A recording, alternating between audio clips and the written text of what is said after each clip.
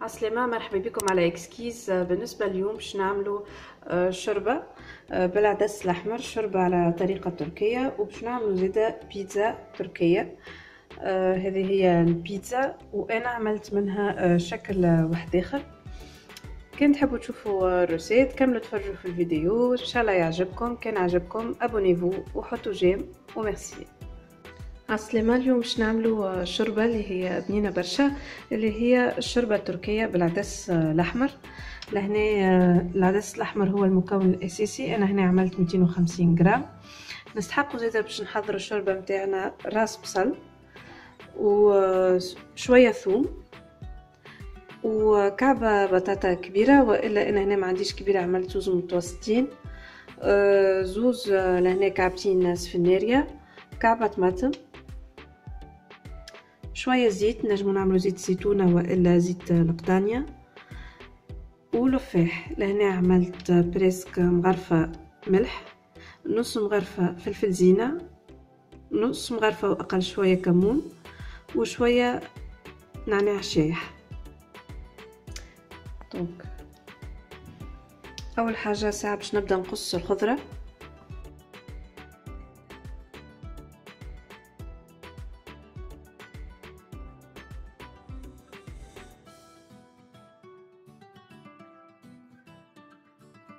بالنسبه للخضره مش بالضروري باش نقصوها جويده برشا، على خاطر هي من بعد باش تتعدى الكلها على الشوربه، الكل باش تتعدى على الميكسور.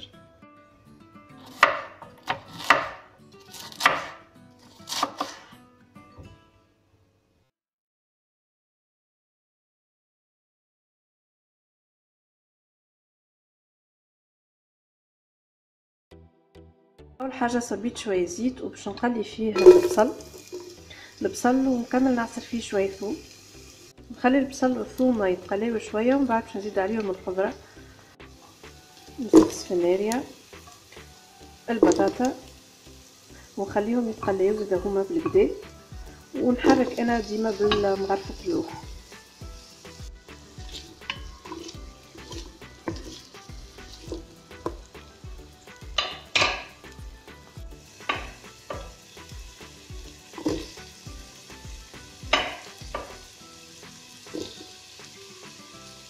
توا بعد ما تقلى البصل والبطاطا والسفناريا بالكدا، باش نزيد عليهم الطماطم. فما شكون يزيدوا طماطم معجونه، اما هي في الريسيت الاصليه ما فيهاش. دونك انا هذاك علاش باش نخلي الطماطم الخضراء اكحل.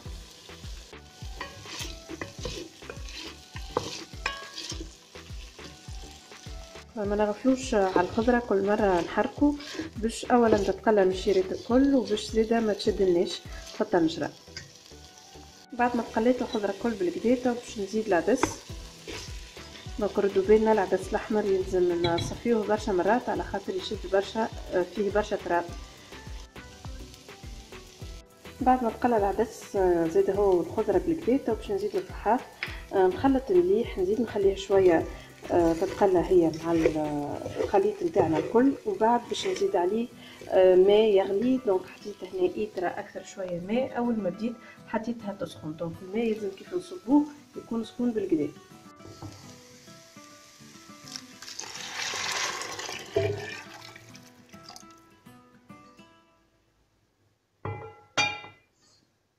كما نشوفوا تحضير الشوربه ساهل وما ياخوش برشا وقت.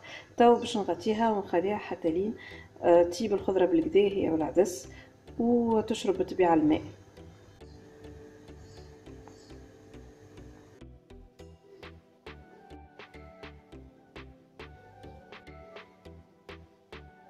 هذه توا الشوربه حضرت. كما نشوفوا الكونتيتي اللي عملتها عملت لي 5 صحاف هكايا كبار.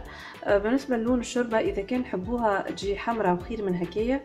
وقت اللي نحطوا الطماطم وقتها نجمو نزيدو مغرفه طماطم معجونه، اما انا لهنا تبعت الروسيت الاصليه كيفاش هي تتعمل.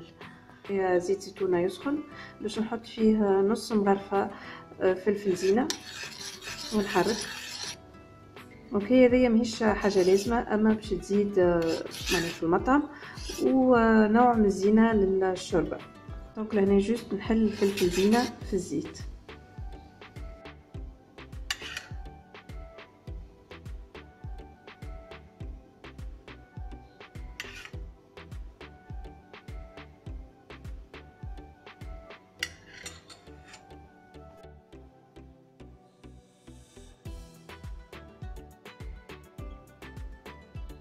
وهذه توا الشوربة كيف حضرت بنينة برشا وماهيش صعيبة، متاخوش برشا وقت، وفي نفس الوقت فيها منافع العدس ومنافع الخضرة. عجبتكم؟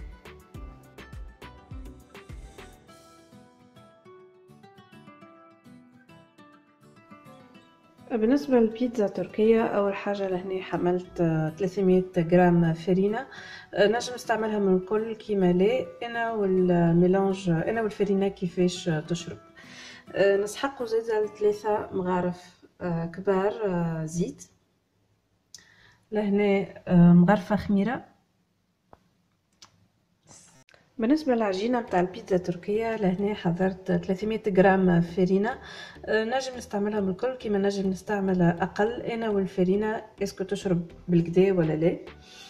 نسحقو زيادة 3 مغارف كبار زيت.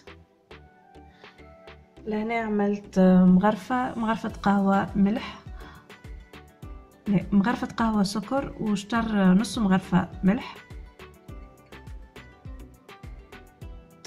هذه مغرفة كبيرة متاع خميرة متاع خبز. كعبة ياغورت ناتور، 125 مليلتر ماء دافي، وكعب عظم. اول حاجه باش نبدا نحضر الخميره. دونك هنا باش نحط الخميره وفوقها السكر والملح، ونزيد عليها دونك الماء اللي حضرته هذايا الدافي، باش نصب على منه شويه باش تطلع بيه الخميره.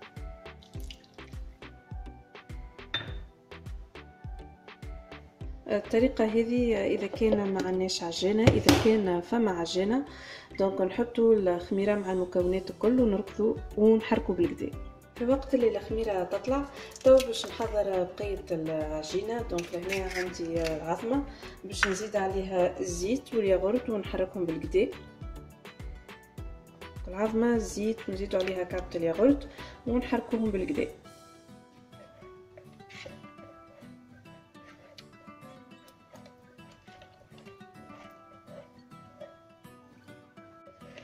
بعد ما تخلطوا بالكدا تو باش نزيد عليهم الماء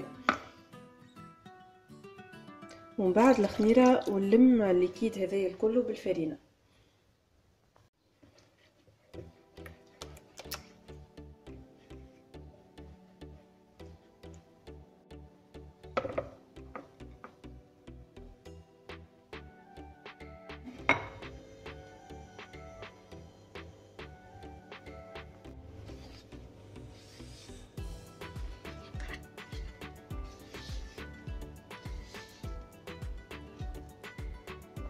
دونك توا 300 غرام استعملتهم الكل باش نشوف اذا كان مازلت باش نستحق نزيد عليهم ولا لا.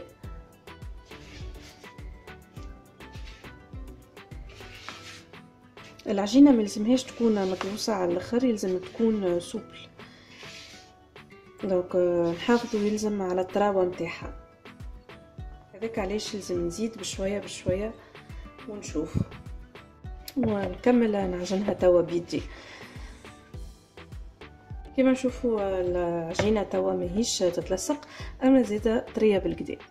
دونك توا باش نغطيها ونخليها حتى لين تولي دوبل الفوليوم اللي هي توا فيه، نص ساعه اكثر شويه انا والخميره كيفاش تتفاعل في العجينه. توا بالنسبه للفارس نتاع البيتزا التركيه، اول حاجه لهنا عملت 350 غرام لحم مفروم. باش نحط عليه زياده راس بصل، شويه ثوم، كعبة طماطم، قرن فلفل، وشوية معدنوس. لهنا عندي زيادة مغرفة طماطم معجونة، هذيا موتزاريلا، شوية زيت. وبالنسبة للفاح عندي هنا مغرفة ملح، نص مغرفة فلفل أكحل وفلفل زينة. اول حاجه نبدا بها هي قصيه الخضره. لهنا تو باش نحط البصل هو والثوم يتقلاو شويه. تو زدت اللحم يتقلى تهو بالكدا، ومن بعد باش نزيد عليه الطماطم المعجونه وطماطم كعبه الطماطم باش نقصها هي والفلفل ونحطهم كلهم يتقلاو مليح. الريسيبت الاصليه الفارس ما تطيبش، اما انا هنا باش نطيبها شويه مش على الاخر، خاطر مازال باش تدخل الطيب من بعد في الفور هي مع البات مع العجين. ناقصه شويه هيل. هنا حطيت الطماطم الخضراء والطماطم المعجونه باش نخليهم يزيدوا زاده هما شويه مع اللحم. باش نزيد الفلفل نورمالمون عنده فلفل احمر، انا ما عنديش، عملت باللي موجود عندي في الدار. بعد الفلفل توا كامل نحط الفحات ونغطي عليها شويه ونخليها تطيب. بعد الفلفل توا كامل نحط الفحات ونغطي عليها شويه ونخليها تطيب.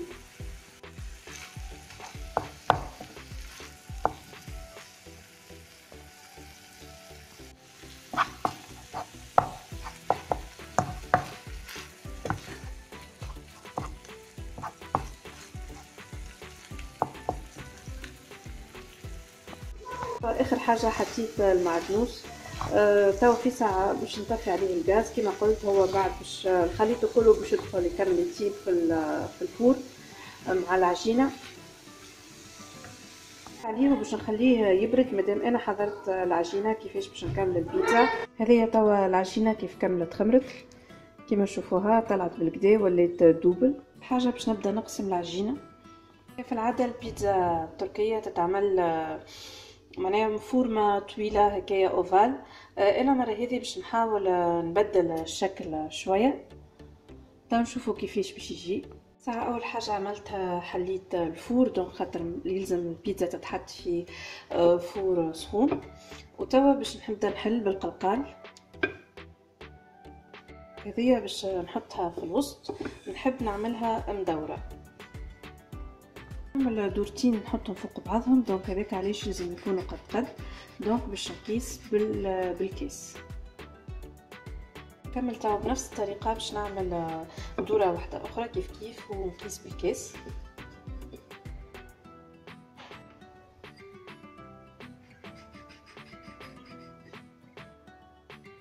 دونك هذايا توا تبقى الكوشه اللي باش نطيبهم فيه. حطيت الدوره الاولانيه في الوسط وباش نسكر عليها بالدورة الثانية اللي قسمتها. نقصت من الفارس ويلزم زيادة حتى يدينا تكون نظاف باش ما تتقطع لناش العجينة كيف نحطوها. وهذاك علاش انا من الاول حطيت العجينة عملتها ديريكت في الطبق باش كيف نهزها زيادة ما تتقطعش، خاطر يرزن عليها الفارس وهي محلولة جويدة دونك تنجم تتقطع فاسيلمون. دونك البيتزا التركية هي فورمات اوفال طويل وكبار بالكدا، اما انا باش نحاول نعمل فورمات اصغر وتنشوف علاش. الكبر هذا يكفي، سورتو اللي بعد باش نلمها هكايا كاينها دي باركات وفورمة اوفال. نحط الفارس في الوسط وباش نهز الجناب ونفرم كيما هكا. نجبد ونحاول نطلع الجناب. دونك العجينه سوبل بالكدا هذاك علاش طاوع هكا. الكعبه الاولى باش نكمل الباقي بنفس الطريقه.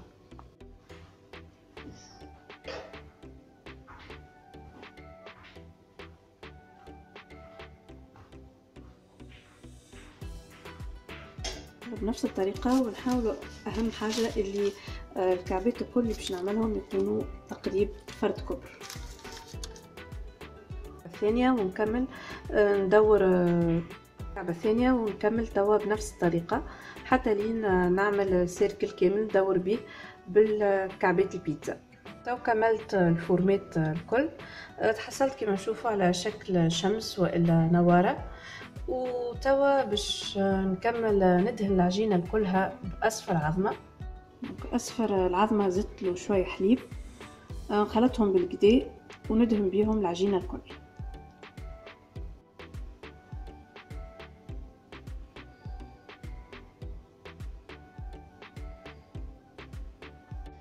بالطبيعه العجينه ندهنها باش كيف تدخل تطيب في الفور تاخذ لون دوري مزيان.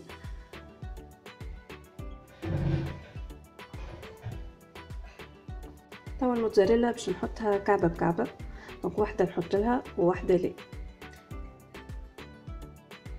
هذايا توا الريزولتا فينال قبل ما نحط البيتزا في الفور.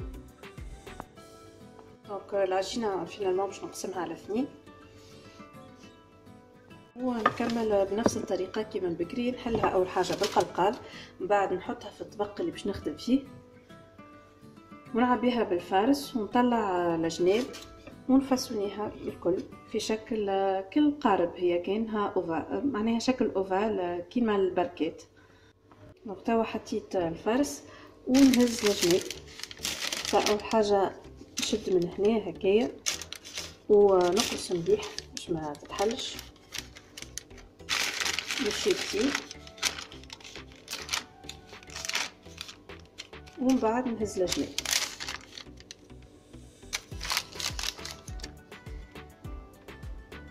هي تاو البيتزا اول ما خرجتها من الفور. دونك كيما نشوفوا جاي منظرها باهي مزيان. انا بين لي باركيت هذوما طوال خليت شويه اسباس، دونك كيف طابت في الفور لصقت كلها في بعضها. دونك ردوا بالنا كيف نحطوهم من الاول، ما نحطوهمش لاصقين خاطر اكيد باش تزيد تتحل كيف تطيب في الفور. هذيا توا البيتزا كيف حضرت. كيما نشوفوا لهنا الكونتيتي نتاع العجين عملت لي الشمس ولا النواره هذيا، وعملت لي زاده كعبتين هكايا كبار، وفما ديجا واحده تاكلت. دونك بنينا بالكدا وحاجه جديده معناها اللي احنا مستانسين بيه. هذيا توا البيتزا هي والشوربه، دونك فكره باهيه نتاع الشاي. نجمو نزيدو مثلا معها سلطه سي بون.